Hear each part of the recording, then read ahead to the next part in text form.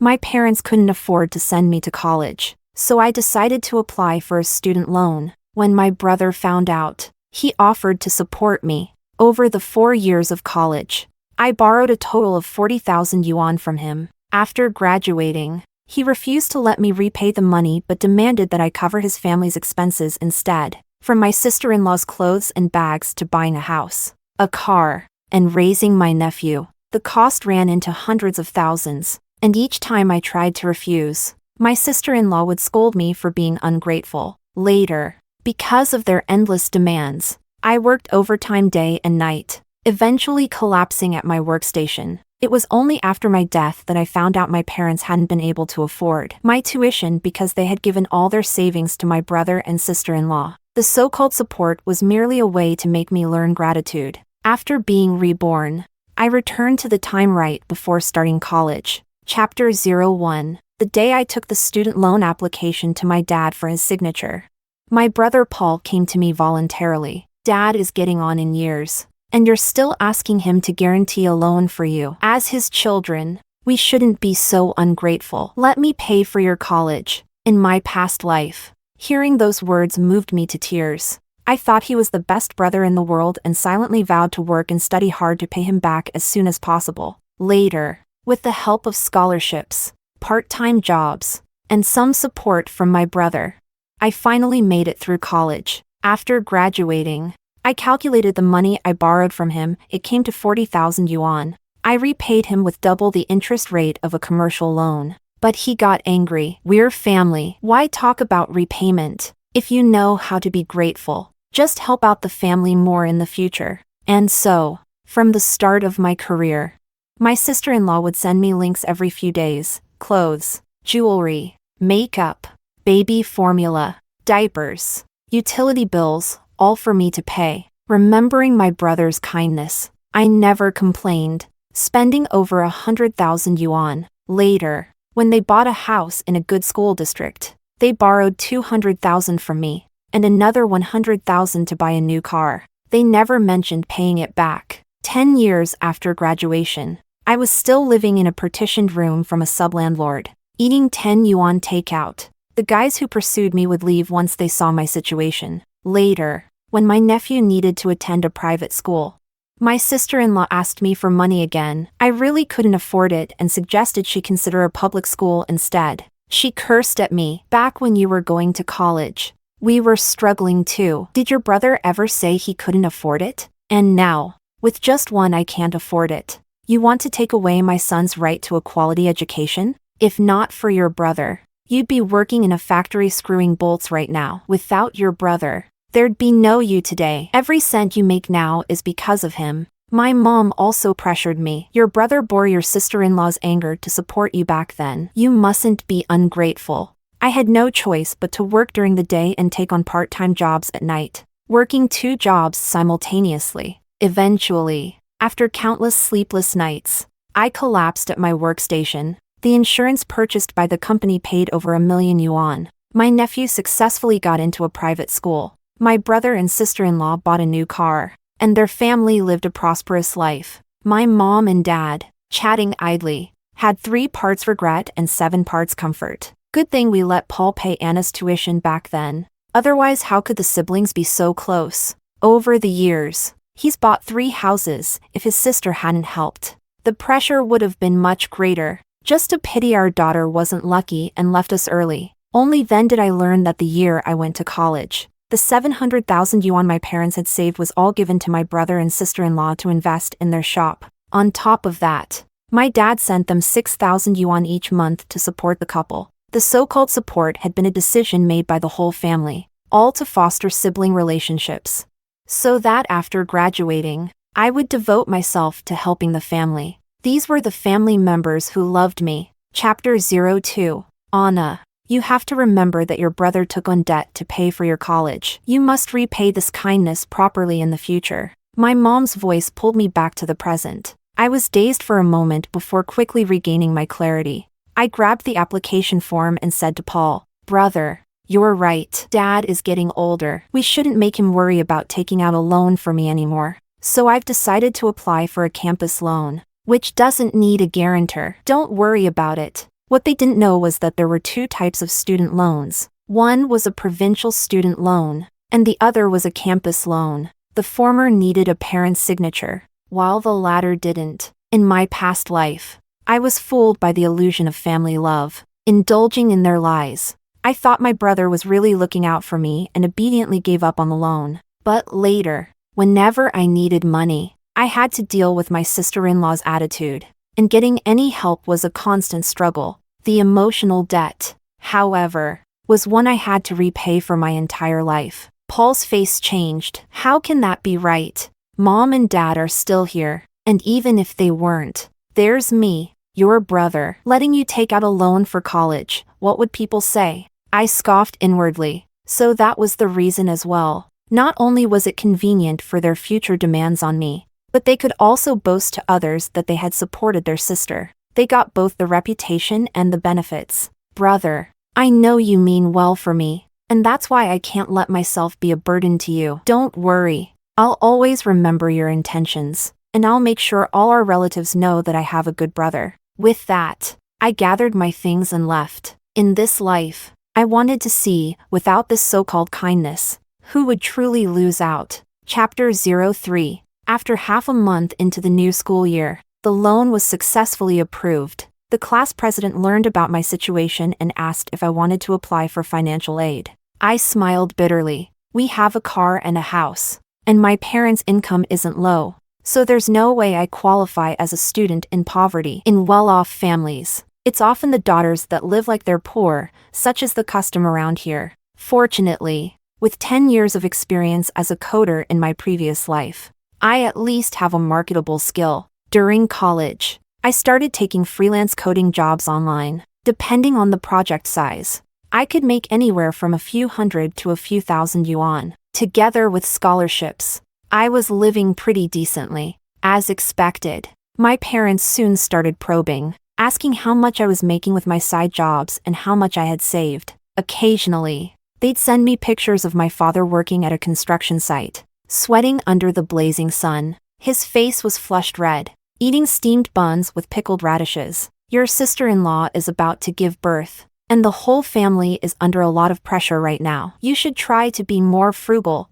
Don't spend money carelessly when you have it. In my past life, every time I saw how hard they worked, my heart would twist with guilt. It felt like every cent I spent in school was a crime. But now, I feel nothing. I moved my fingers and sent them a picture of plain white rice with the free soup from the cafeteria. A university student working part-time is just doing grunt work. How much could they really earn? After a whole day of handing out flyers under the sun, I only made 80 yuan, and that has to last a week. I can't even afford cabbage, just the free soup from the cafeteria. Well, what can I say? I'm just a girl carrying her debts on her back. Sure enough, there was silence on the other end of WeChat. After a long while, a message finally came. Still, take care of yourself. Eat properly when you need to. I smiled without replying. There was never a lack of verbal care and advice, but the question of where the money should come from was always avoided. Chapter 04. At the end of the year, I received a congratulatory call from home. Anna, your sister-in-law just had a baby boy. You're an aunt now. I could feel my mom's excitement even through the phone line. She wanted me to buy some jewelry as a welcome gift for the baby. In my past life, I gritted my teeth and bought a golden lock using my credit card, and ended up eating instant noodles for an entire month because of it. Later, when I went home, I overheard my sister-in-law complaining about how light it was. This is what she dares to give? I smiled. Mom, I'm still a student myself. What do you expect me to give? She started playing the emotional card. You're the child's aunt. You can't give nothing at all. It doesn't matter if it's a lot or a little. It's the thought that counts. Your brother isn't asking much of you. All right. Fine. I ordered a silver-plated lock for 9 yuan. Shipping included. From the web. Front side engraved with heart. Back side with intention. Don't ask if you do. It's simply heartfelt intention. When my mom came to scold me, I put on an innocent face. Didn't you say it had to be a heartfelt intention? Why are you blaming me now that it's exactly that? She was so angry that she couldn't speak. Chapter 05. From then on, I relied on coding and could basically support myself. By the second year, I didn't need loans anymore, and I had more financial freedom. I signed up for the school's exchange program and went to Hong Kong for a study tour. I also participated in competitions, winning an award in Beijing. My entire university experience was extremely fulfilling. By the time I graduated, with all my project experience, I received an offer from a foreign company in Shanghai, and that year, my sister-in-law got pregnant with her second child. As expected, greetings from home arrived right on schedule. When they heard that I had secured a job in Shanghai, Paul started lecturing me. "A girl like you shouldn't be going so far away. Mom and Dad are worried. Find a job closer to home." I replied casually, "It's Shanghai, not Mumbai. What's there to worry about? If we're talking about safety, our hometown can't compare to a big city." He hesitated for a moment. The typing indicator on WeChat appeared and disappeared. After a while, he finally replied, "My wife is pregnant, and both Mom and Dad have to work. Taking care of one child is hard enough as it is. Get a job closer to home.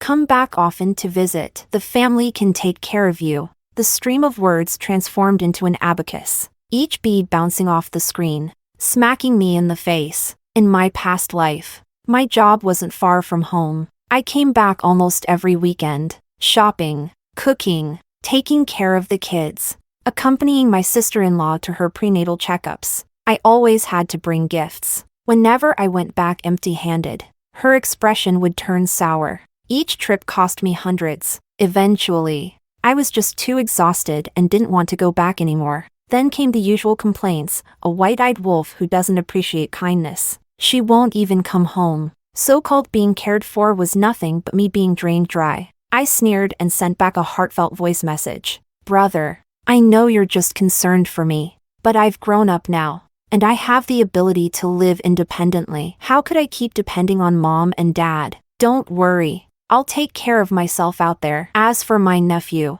I can always video call if I want to see him." Before he could respond, I quickly sent another message. "All right, gotta go to work." Acting clueless was the strategy here. Chapter 06. Without my help, my sister-in-law's second pregnancy was a complete mess. She complained about no one accompanying her to checkups, severe morning sickness that made her unable to eat, and the first child crying, disrupting her rest. There were constant arguments between them. To ensure her son's family harmony, my mom quit her job to take care of them, but Paul's store still wasn't profitable, which left only my dad's income to support the whole family. Chapter 07. Shortly after I started working, my mom began inquiring about how much I earned, how much was the rent, and how much did I spend on food. I activated my vague answer mode. It's okay. Oh, pretty expensive. Well, hard to say, unable to get any concrete answers. After much hesitation, she finally came out with her real intention. She wanted to manage my salary. "Mom isn't asking for your money. It's just that young people like you spend recklessly and can't save anything. I'm doing it for your own good. To save for your dowry. Your brother handed over his salary to the family for safekeeping before he got married too." She rambled on, acting like she had my best interests at heart. I didn't refuse, but instead, I perked up and said, "Sure, Mom, you can manage my salary card. Oh, and could you help me manage my credit balance too? I owe 9,000 yuan, almost overdue. Help me pay it off, and then you can deduct it from my salary over the next few months." Her voice froze. "Why do you owe so much? What can I do, Mom? Other kids have their parents' support right after graduation. I have to rely on myself for everything. Rent, utilities, none of that comes cheap." All right.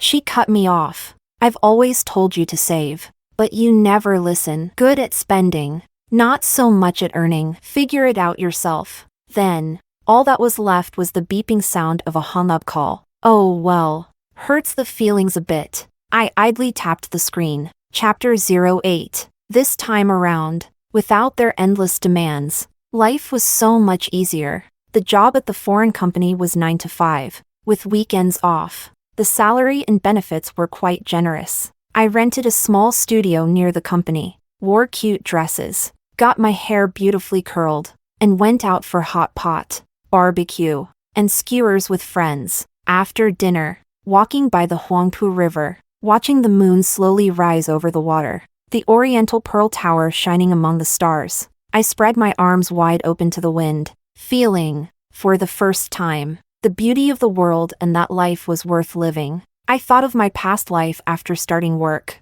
where I couldn't spend even a penny without splitting it in two. In the office, I'd never dare lift my head to order milk tea. Colleagues would invite me to dinner, and though I really wanted to go, I was too broke, so I had to refuse. Seeing people my age dressed fashionably and elegantly, I could only search online for cheap knockoffs. Sometimes, indulging in a trendy dessert once would leave me feeling guilty for a long time. Even though it was money I earned myself, spending it on myself came with endless guilt. Looking back now, day after day of conditioning had embedded in my subconscious the feeling that I wasn't worthy. How ridiculous. Chapter 09. The next time I saw my family was during the New Year gathering with relatives. In the few years I hadn't seen them, my dad had lost most of his hair, and my mom had developed quite a few more gray hairs. They both looked much older. It seemed they hadn't lacked for things to worry about. Paul was busy greeting the guests. My sister-in-law Julia sat on the sofa browsing her phone.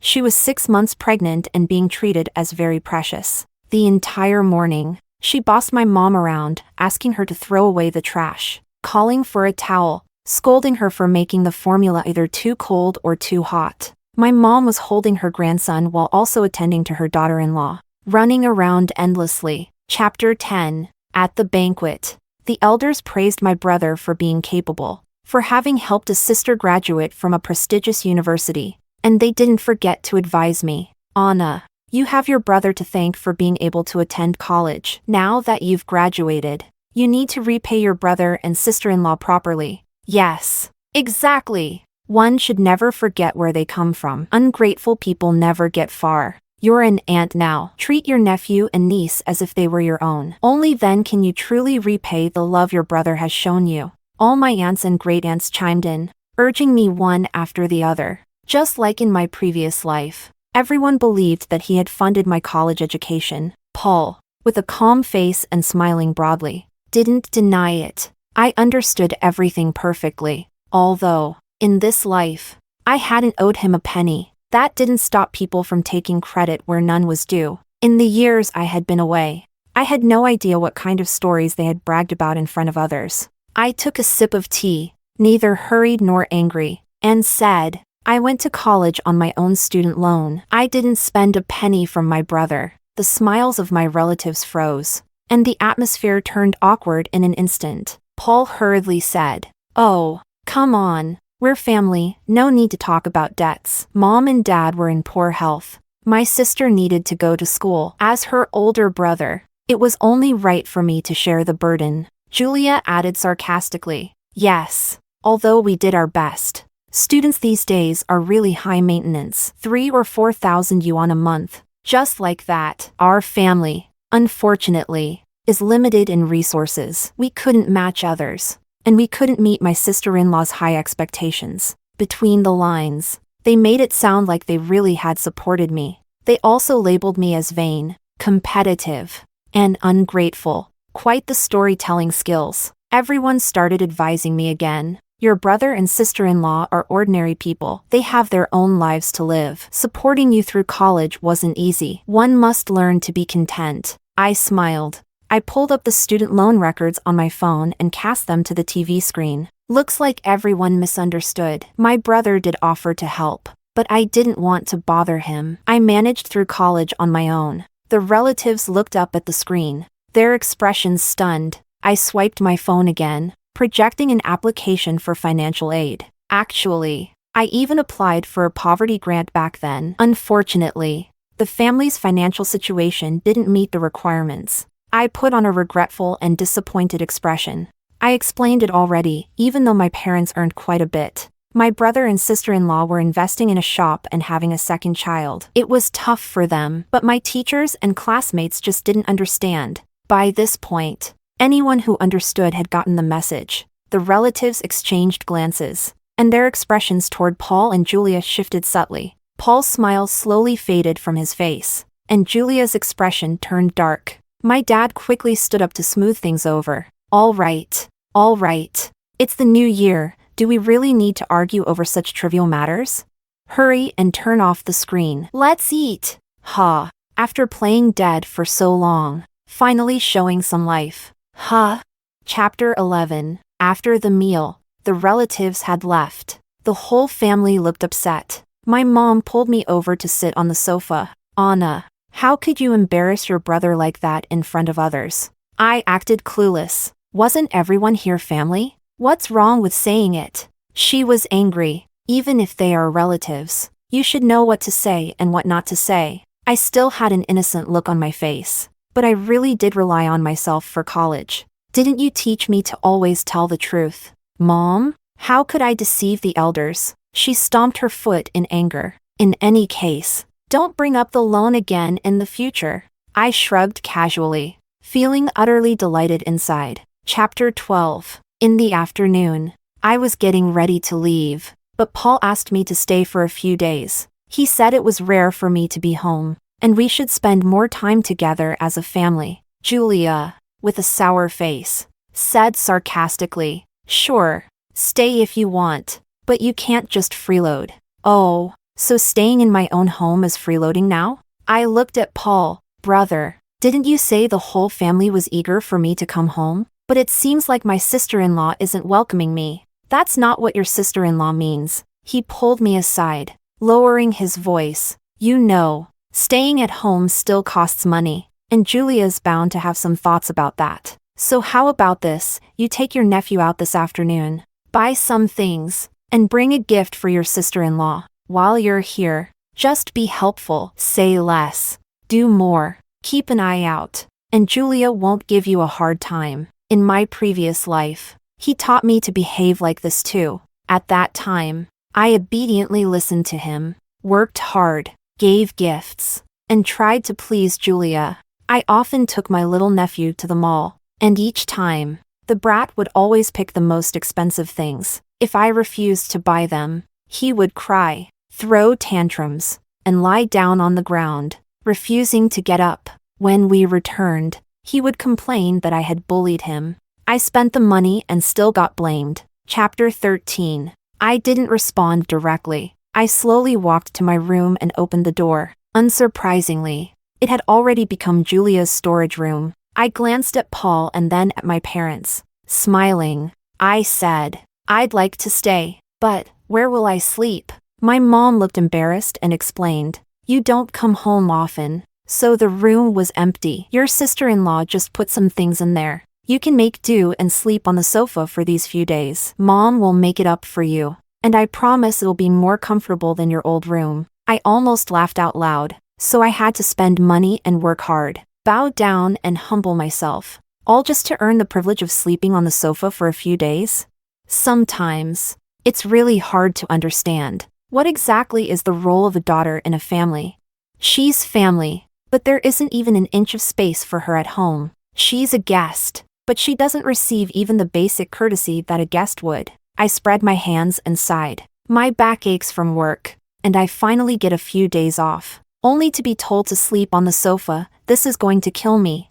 When I visit a friend's house, they prepare a guest room for me, but when I come home, I don't even have a bed. If someone saw this, they'd think I'm facing some kind of trial or tribulation instead of coming home. With that, I turned and left. My little nephew stood by the door, looking at me expectantly. I blinked at him. It's not that your aunt doesn't want to play with you. It's just that there's nowhere for me to stay at home. There's nothing I can do. If I have to spend money anyway, why not stay at a hotel? Chapter 14. The next day, I went to the countryside to visit my grandmother. I also brought some gifts for the neighbors who had taken care of me when I was young. I grew up as a left-behind child, raised by my grandmother. My parents often forgot to send living expenses. Grandma was just an old woman from the countryside who couldn't earn much, and life was tough. Seeing how pitiful my grandmother was, the neighbors would often bring rice, oil, and vegetables, and sometimes even give me treats. For a drop of water, I would repay with a spring. I have never been an ingrate, when I brought the gifts to their door. My grandmother was so moved she cried. The neighbor auntie smiled brightly, praising me for growing up so well and being so thoughtful. I happily drank tea and had lunch with them, seeing that the auntie also had 2 young granddaughters staying with her. I bought some snacks for the girls and gave them 2 red envelopes. When Julia found out, her eyes practically bled. You don't even spoil your own nephew, but you go and spoil other people's kids. I smiled sweetly and replied, the elders spread good karma, so that the children can reap the rewards. Chapter 15. After the new year, I went back to work. For the next few months, I focused on my job and barely kept in touch with my family, until Julia's due date approached. She sent me a link to a baby stroller. When we had our first child, you were still in school, and we didn't say anything. Now the second one is coming. You should fulfill your duty as an aunt, right? I checked the price, 13,000 yuan, almost the same price as those celebrity-endorsed ones. Without thinking, I refused. What normal person needs such an expensive stroller? How long have I been working? Where would I get that kind of money? She snapped. You didn't say you were broke when you spent money on strangers, but when it comes to your own nephew, suddenly you have no money, right? Your parents raised you, and have you ever repaid them? You can't even support your own brother. What daughter is as selfish as you? I sipped my coffee. Exactly. I have money for everyone else, just not for you. It's my money, and it's my freedom to spend it however I want. What are you going to do? Call the police? She was furious, crying and cursing. I finished my coffee, enjoyed a lovely tea snack, and got ready to leave work. Chapter 16. However, that same night, Paul called in a panic. Anna, what did you say to your sister-in-law? She's about to give birth. Can't you cut her some slack? Apparently, after getting rejected by me, Julia had cried and argued with Paul for most of the night. Now she was feeling unwell and had been admitted to the hospital for observation. It's just a stroller, even if you can't afford it. You should have apologized and sent her a red envelope instead of saying such harsh words to provoke her. Let me tell you, if anything happens to her or the baby, you'll pay for it. His voice over the phone was seething with rage, as if he could strangle me through the line. I lay in bed, stunned. Accusations just fell on me from nowhere. I sighed. Brother, I'm not taking on such a huge responsibility. If my words alone could cause problems for your wife, then every pregnant woman who doesn't want a baby should just call me. Who needs a doctor anymore? And besides, if Julia's condition is so serious, why aren't you there taking care of her instead of arguing with me? He was rendered speechless. He angrily hung up. Chapter 17. It turned out that Julia wasn't in any real danger. The doctor said she just had some emotional distress, which caused false labor contractions. Resting for a few days would be enough. Paul even came and offered a formal apology, claimed that he was too emotional that day and didn't mean it, so I shouldn't take it to heart. After his long-winded explanation, he finally got to the point. The due date is 2 weeks away, and the public hospital conditions back home are poor. Julia's health isn't great, and she'd prefer a hospital with better service. Since you're in Shanghai, where there are many international hospitals, why don't you arrange it? My mom chimed in. Yes, Anna. After all, this situation started because of you. You should help out. Consider it compensation for your sister-in-law. The high-end international hospitals in Shanghai are the ones that cater to celebrities and international guests. Without private insurance, an average person would go bankrupt for a visit. He really had the nerve to ask.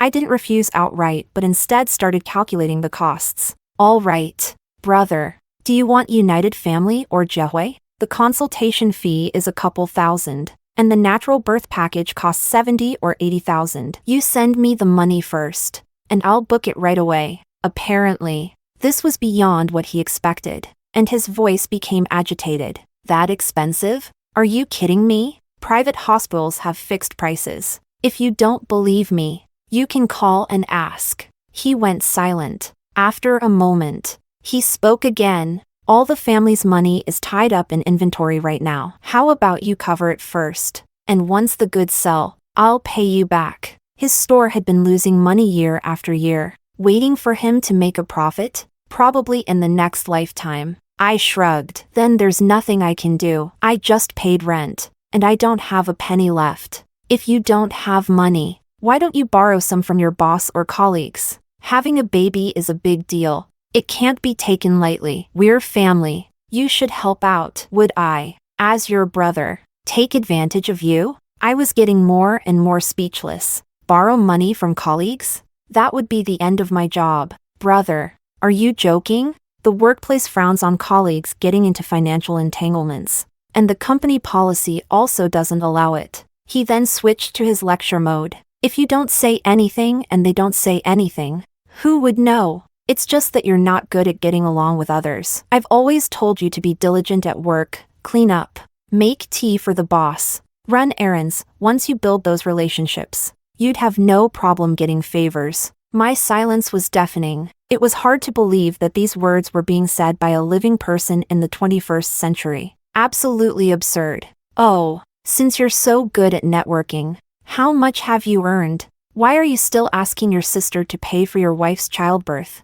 Hitting a sore spot. He became furious. What are you so proud of? Don't underestimate me just because I'm struggling now. People like you with no vision won't get far. But when I start making money, don't come begging me. Me, all right. My 30-year-old youth. Chapter 18. Since she couldn't stay at a high-end international hospital, Julia started causing trouble again, threatening to get a divorce. In the end, my mom took out her savings, tens of thousands, to calm her down. Half a month later, Julia gave birth to a daughter, although it wasn't as grand as when my nephew was born.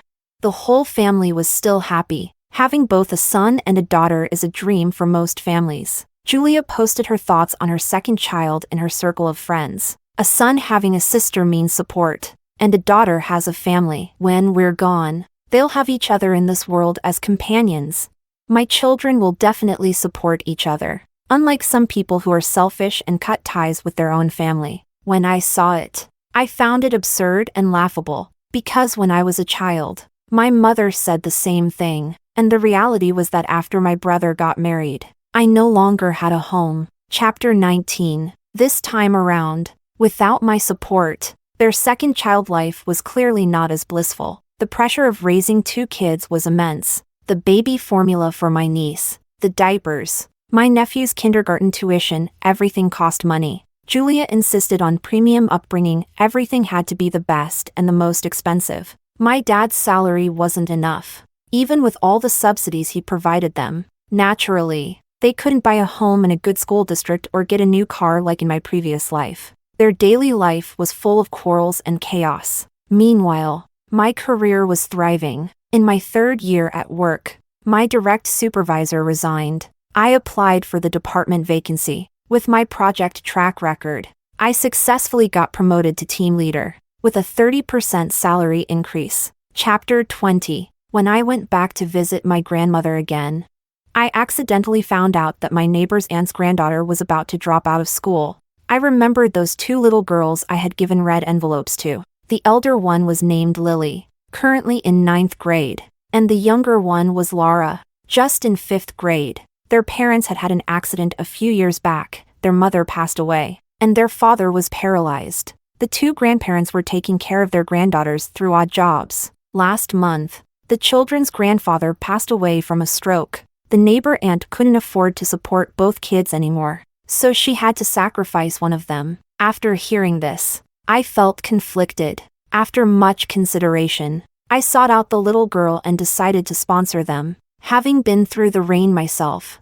I wanted to hold an umbrella for someone else. Chapter 21. This news reached my mother's ears. She came to talk to me. Your nephew is about to start primary school, and he doesn't even have a place yet. But you're out there raising someone else's kids. I looked innocent. Those poor girls lost their parents, but my nephew still has his parents. Doesn't he? She was so mad her face twisted, calling me ungrateful and heartless. Chapter 22. 2 months later, it was my father's birthday. The family held a small gathering and invited me to come home for a meal. This time, for once, everyone in the family seemed to be in a good mood. Halfway through dinner, Paul suddenly brought up, Dad will be turning 60 this year, and it's time for us children to fulfill our duties. He suggested that we both pitch in equally to buy a retirement home for our parents. Our place is too remote, and it's inconvenient to see a doctor if anything happens. I've thought about it,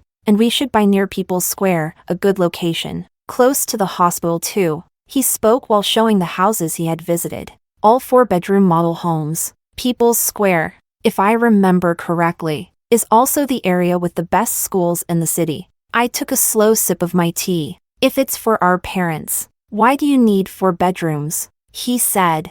We plan to live together. The kids can't do without their grandparents. And living together means I can take care of Mom and Dad. By taking care, he meant Dad would work to support their whole family, and Mom would do the laundry, cook, and look after the kids. I suppressed the irony rising within me. Whose name will be on the deed then? His eyes flickered. We're all family. Does it matter whose name is on it? If it doesn't matter, then put my name on it. I raised an eyebrow, smiling. How could that be right? It's a house for Mom and Dad. And if it's under your name, it becomes yours. You sure know how to calculate. Oh, and if it's under your name, that's not calculating? All right.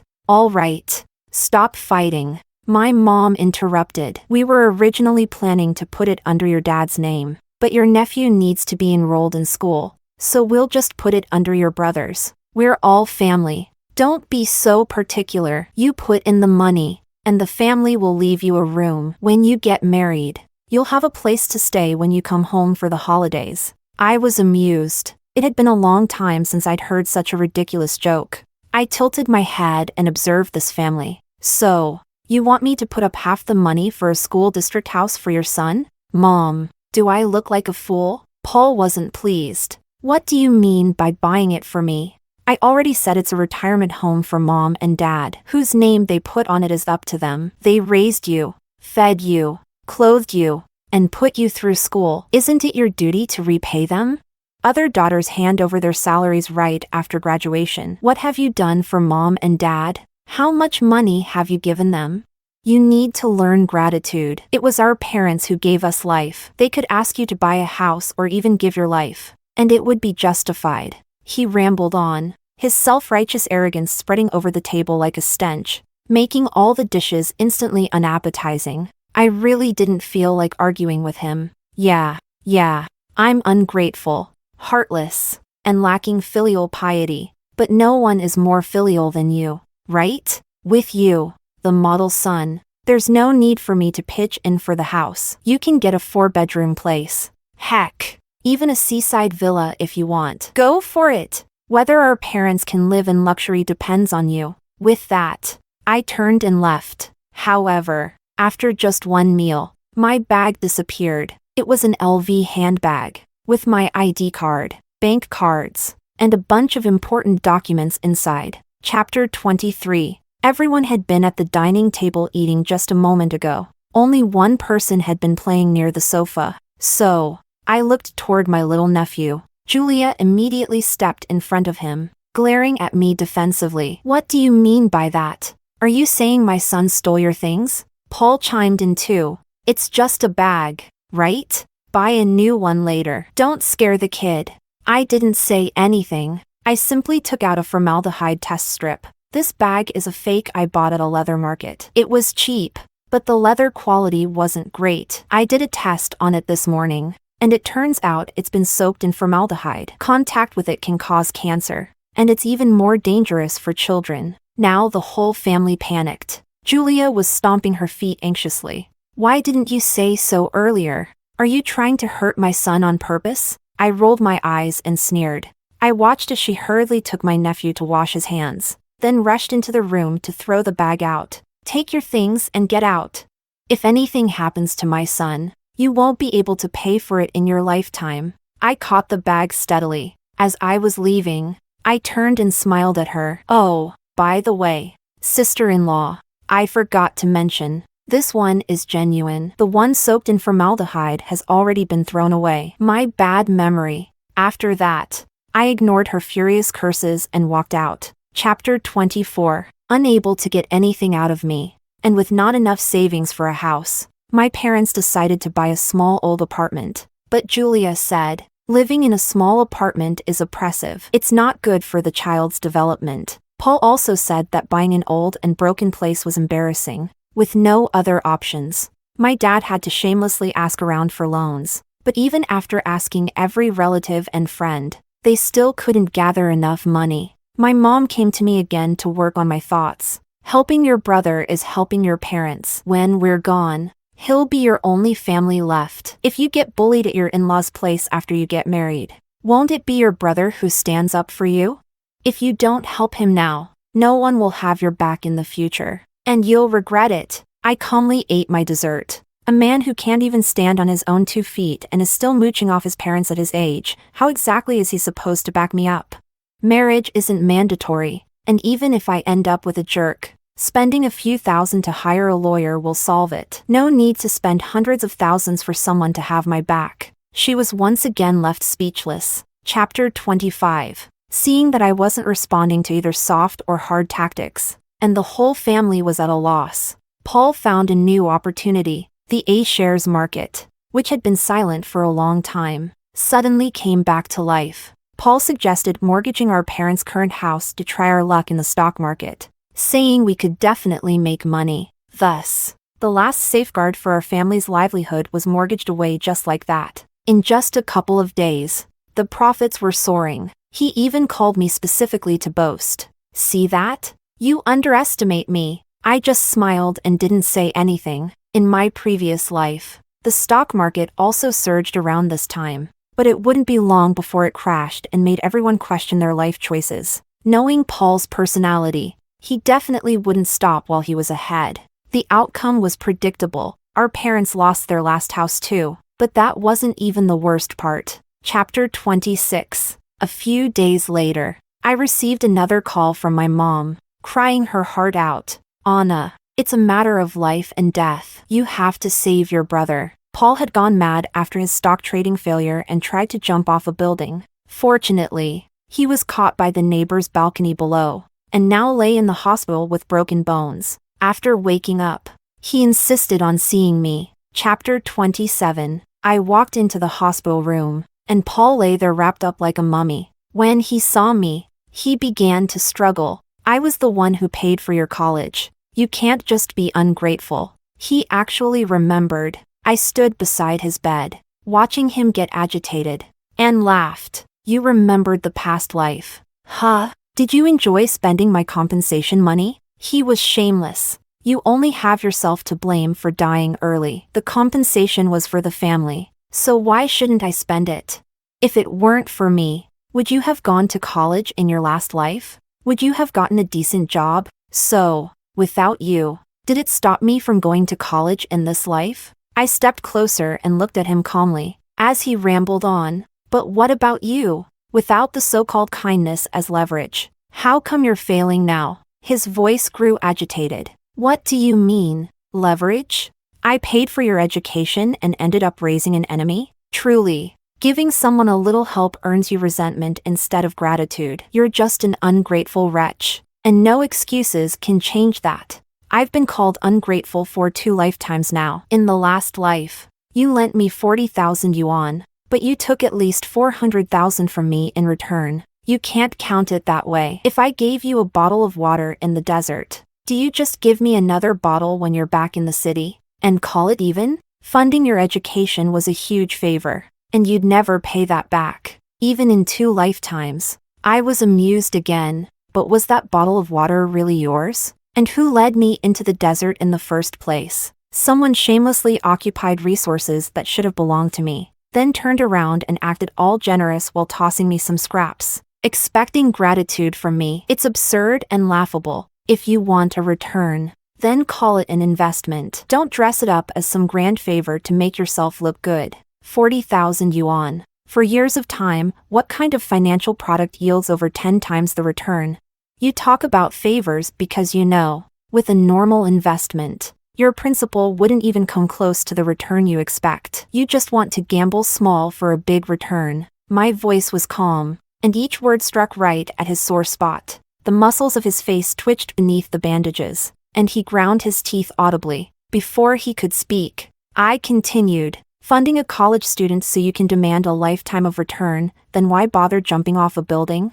Why not head to the university town, invest in some students, and make them pay back tenfold after graduation? You'll get rich quick. I spoke leisurely, and then, as if remembering something, oh, I forgot. You're broke now. The house is gone, and you're drowning in medical bills. Finishing cheerfully, I walked out of the hospital room just as cheerfully. Behind me, I heard his voice full of rage. Ungrateful wretch. May you die a miserable death.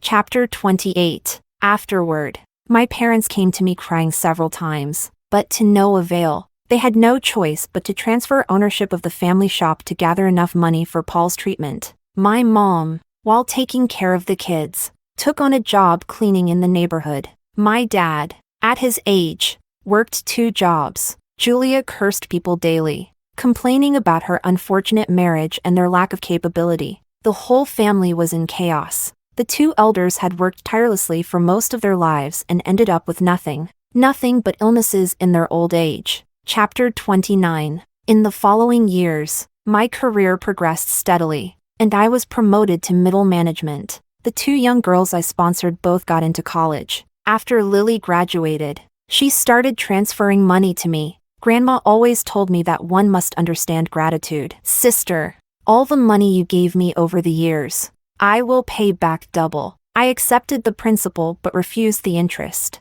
Our society should nurture independent, well-rounded people, not grateful slaves. Sponsorship is about passing on kindness, not shackles. You don't need to live with a sense of guilt. Back when the neighbor auntie helped my grandma and me, she never did it to gain anything. In the same way, when I helped these 2 girls, I didn't expect anything in return. If you start with an ulterior motive, every penny given will be begrudged, wanting to claw back 100 or 1,000 times over. That isn't kindness, it's calculation. I spent a lifetime breaking free of those shackles. I won't place them on anyone else.